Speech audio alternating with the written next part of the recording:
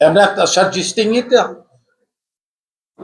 They can really produce a big, sizable crowd that will tell to the whole world that they are opposed. I think even SM will think twice before pursuing on it. How about going to court, sir? Oh, of course, that's the last recourse. There are a lot of possible legal questions that will be brought to court to those who are interested to bring it to court. Nibigyan niyo probably, sir, na what? Muna, Case. if you look at the process, second, Ordinance Series of 1995 was not repealed. This is entire contradictory to the ordinance. Third, the consultation process, I think. Klaro ang PPP law of how the consultation should be presented. And it should be the proponent which should present in detail proposal.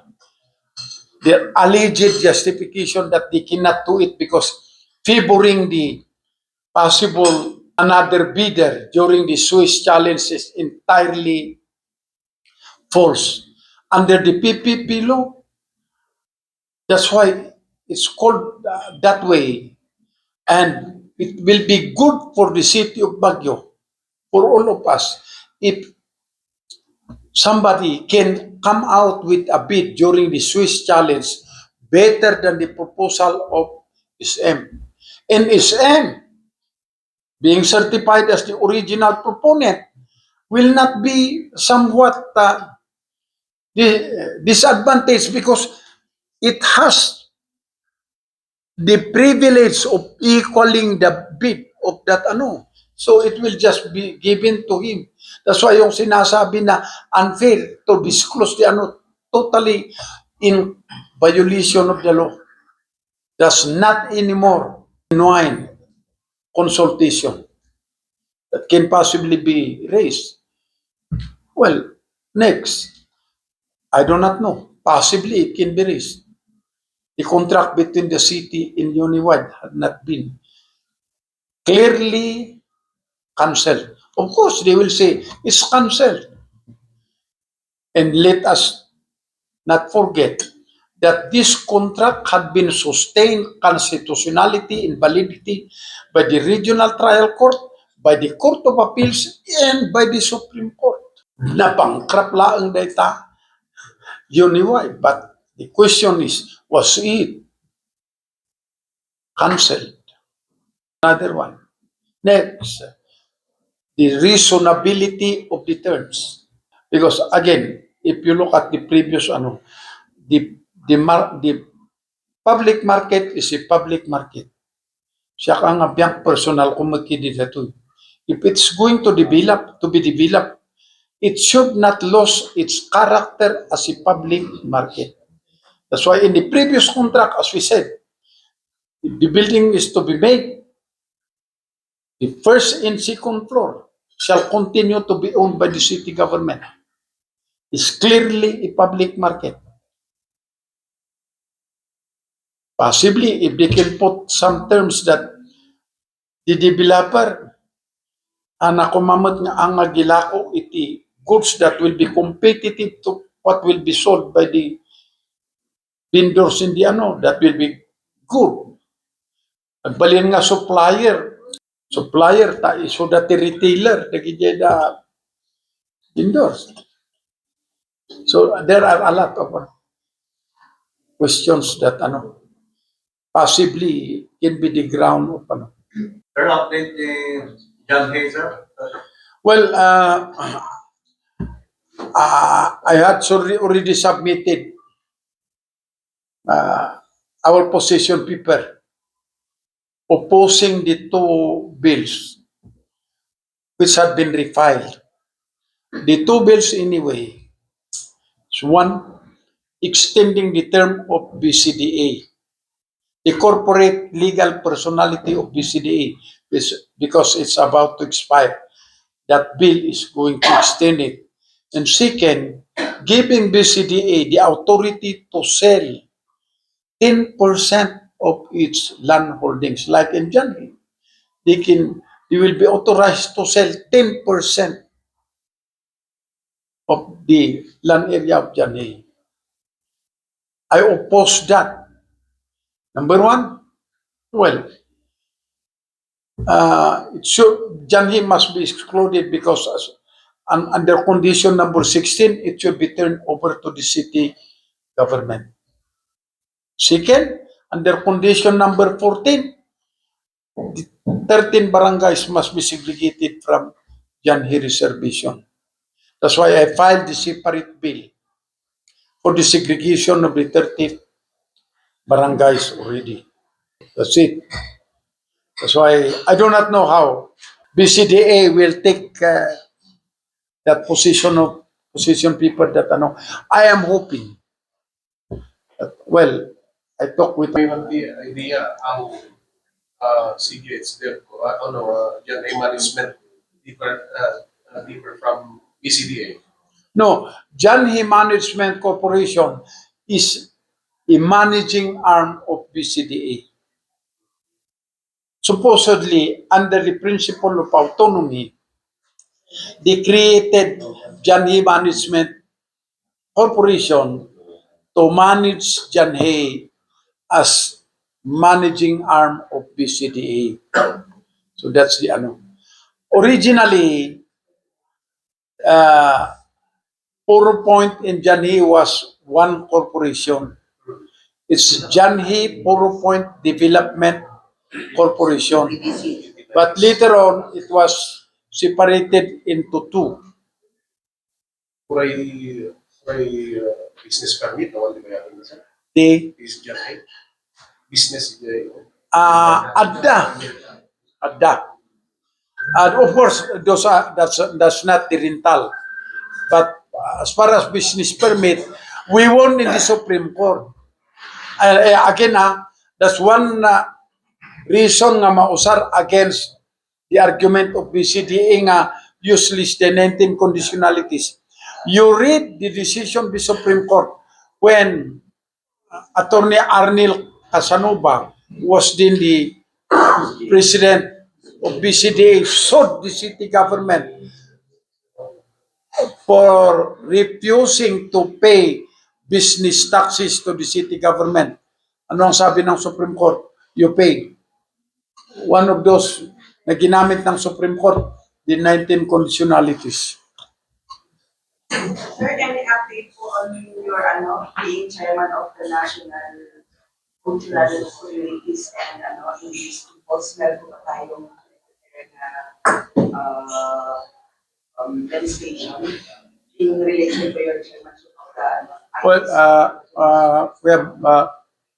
we have a lot of steps that we have taken up in the committee. One, there are bills that we had approved already in the committee level to be submitted to plenary to be approved on second reading. There are two bills which are of similar import in nature. So I ask that the same be consolidated, and we created the technical working group chaired by Congresswoman Laila De Lima, because she's a member of the committee. So they had finished already the reconciliation of the said two bills, ready to be acted by the committee when we will resume. Then, of course, we have tackled ito. Pinaka-importante yung laban ng Moro, indigenous Moro, and non-Muslim indigenous. Possibly you have read in the newspaper that non-Muslim, the Muslim victimizes the non-Muslim indigenous peoples na pinugutan ng ulo regarding yung ano. That's why we are taking that up in the committee. We had asked the Armed Forces of the Philippines to intervene. Secretary Galvez was there. Then we have lengthily discussed it. committee. Hopefully, sana mahinto naman yung ganong nangyayari sa ating mga kapatid na katutubo in Mindanao. Kawawa naman sila. And then, of course, I refiled the Cordillera Autonomy Bill. Cordillera Autonomy Bill, anyway, again, as I have been explaining this many times, start on the premise that it must be better than our present situation if ever we will become autonomous. Walang dahilan that we clamor for autonomy kung yun pala, walang maibibigay na additional benefit sa atin. Yun. That's why, with that as the number one premise, there are, of course, 5 elements that must be followed in crafting the autonomy bill. One is, of course, for us people of the Cordilleras to strengthen our regional identity that will give us more power in autonomy to manage our own resources, preserve our culture and tradition worth preserving, protect our ancestral domain and ancestral lands that will give us bigger share than what we are receiving at present from the revenues of the national government, and for the some of the powers being exercised right now by the national government be devolved to the autonomous region. We know more our backyard than the national government. As an example, yung issuance ng permit ng exploration, mining, hydros, others, it must be done by the region. See, ang hirap naman na without us knowing, may exploration permit that will explore Happy Hollow na issued by the national government. Hindi naman fair yan. Do we have lessons from the previous volcanic acts, sir? Well, of course, we have a lot of those. Well, I changed. There are, of course, some changes that I introduced. One, on the definition of who is a Cordilleran. I, with all due respect, somewhat did not adopt the version of the last autonomy bill that he had filed. Because under that version, may kinlasify nila kung sino ang Cordillerans. I changed it by reviving the old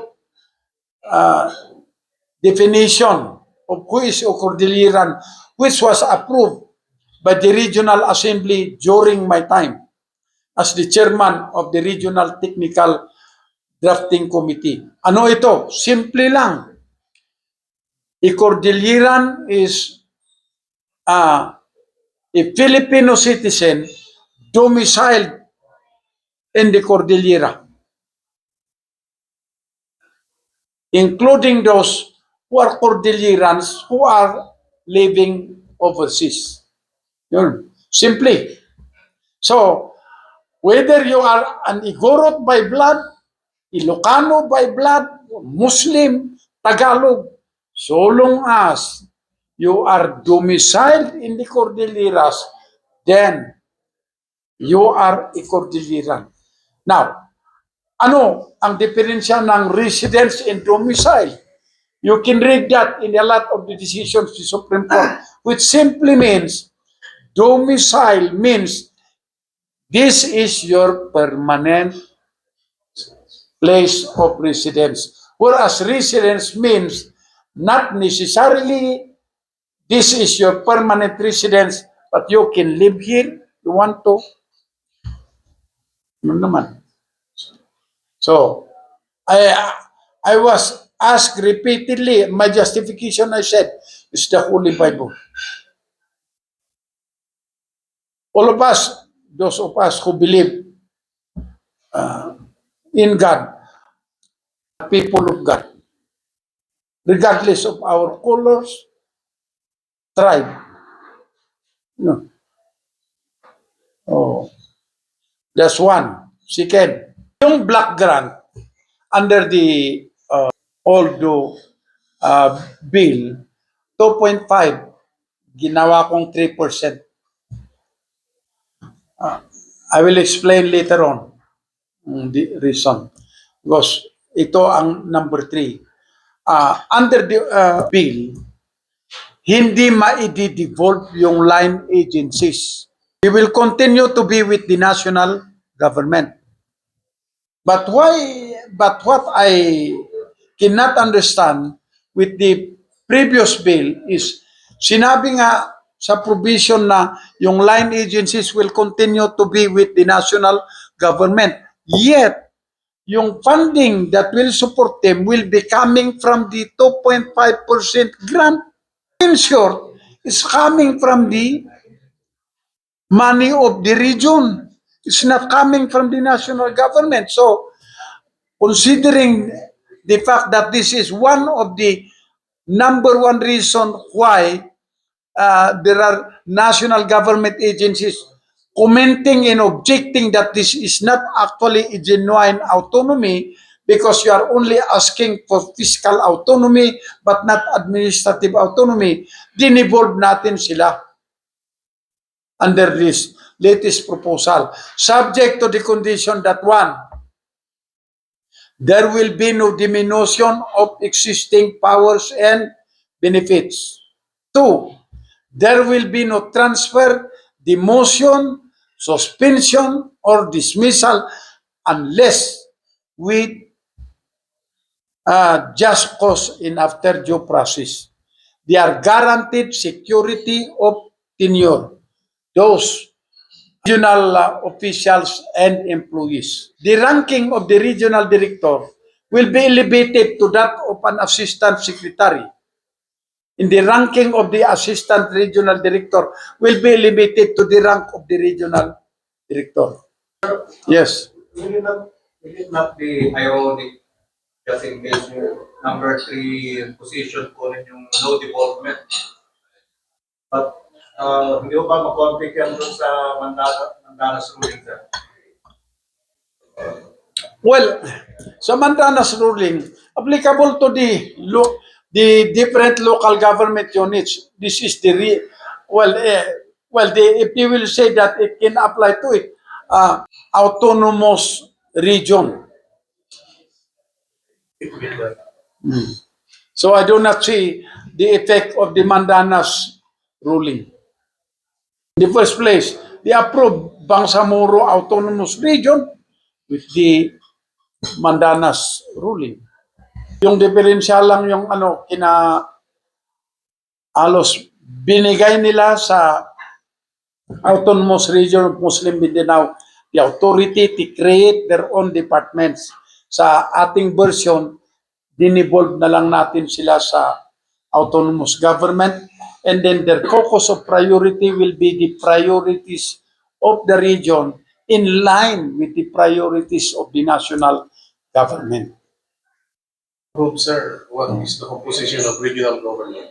The political positions, well, of course, it will be manned by the regional governor, the regional vice governor, and then 15 members of the regional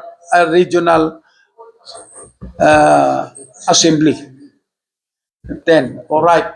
The departments, well, of course, we have the legal department, we have the accounting department, budget department, like the local government unit.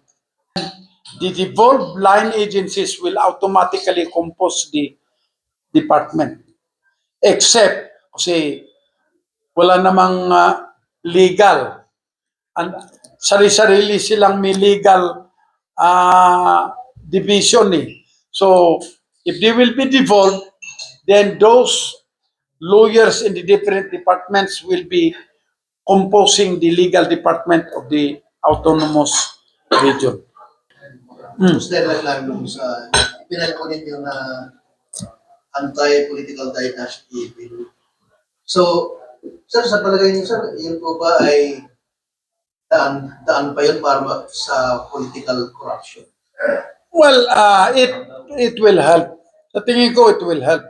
Kasi on the issue of accountability, if we prevent political dynasty, especially in the case of mayor, vice mayor, talagang transparency and accountability will be enhanced and will be improved.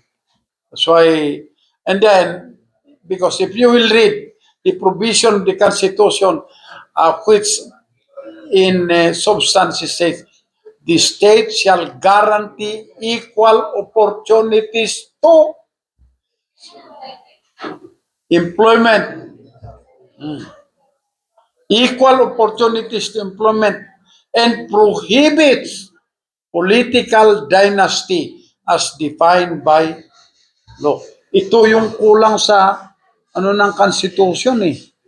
Sana dinefine na nila yung political dynasty sa Constitution, parang walang loophole. Problema natin, halos political dynasty ang nasa gobyerno. We have, there are other anti-political dynasty bills that have been filed. So, last week, before we, no, I was talking with the speaker and then as expected, he said, we will meet so that we will reconcile the different version. Kung sa pala lang, the filing of the amendment of our city charter, particularly the section 23. Peruan ko madetang aramidin tayo ng problema. Di pala boundary dispute tayo ito ba?